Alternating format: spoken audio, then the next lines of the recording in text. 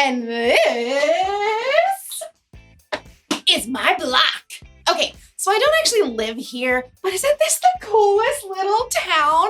Almost everyone you know lives in a neighborhood. Of course, what your neighborhood looks like may be different from someone else's. You may live in this kind of neighborhood. A lawn to mow, swing set in the backyard, lemonade stand in the driveway. Or maybe your neighborhood is more like this. Everything you need is within walking distance from your home. Or some neighborhoods could be like, hello out there. But every neighborhood has one thing in common, neighbors. They've all got people. And whenever there are people around, that's when you need to know about compassion. Compassion is caring enough to do something about someone else's need. Because the people on your block have all kinds of needs. When they get sick, they need a doctor.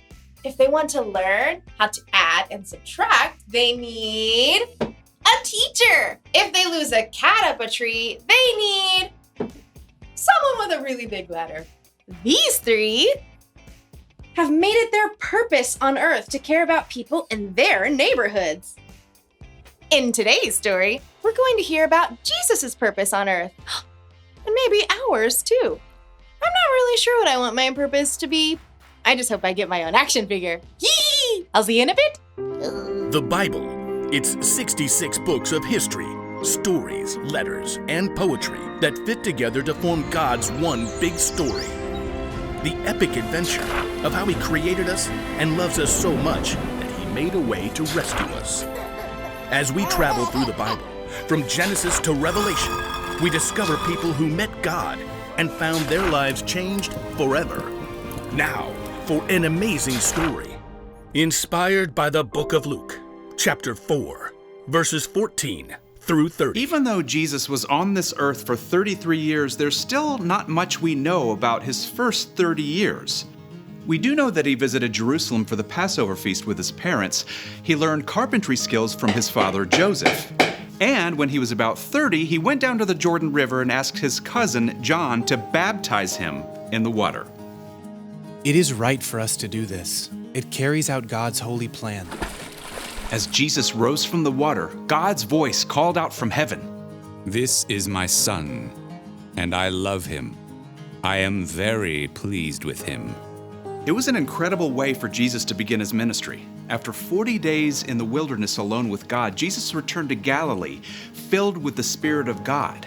Anytime he visited a new town, he went to the place of worship, the synagogue, to teach the people. You are the light of the world. Isn't he just the bee's knees? Everywhere Jesus went, people were amazed and praised his teaching. That is, until he got to Nazareth, the town where he had grown up. Well, if it isn't Carpenter Boy Jesus! Hey man, where you been? We hear you talk real big now. On the Sabbath day, Jesus went into the synagogue. An attendant handed him a rolled papyrus. The scroll of Isaiah. Isaiah was a prophet who lived hundreds of years before Jesus, and God had spoken to Isaiah about a Messiah who had come to rescue God's people, and Isaiah had written down every word. Watch that papyrus as you unroll it. A bit crackly. Jesus stood before the crowd of worshipers and unrolled the scroll until he came to the right place. The Spirit of the Lord is on me. He has anointed me to announce the good news to poor people. He has sent me to announce freedom for prisoners. He has sent me so that the blind will see again. He wants me to set free those who are treated badly. And he has sent me to announce the year when he will set his people free. There was silence as Jesus rolled up the scroll and sat back down. Everyone stared. Today, this passage of Scripture is coming true as you listen.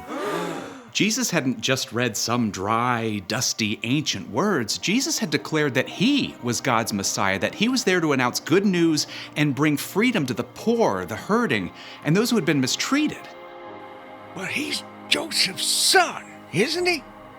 He can't be the Messiah. What I'm about to tell you is true.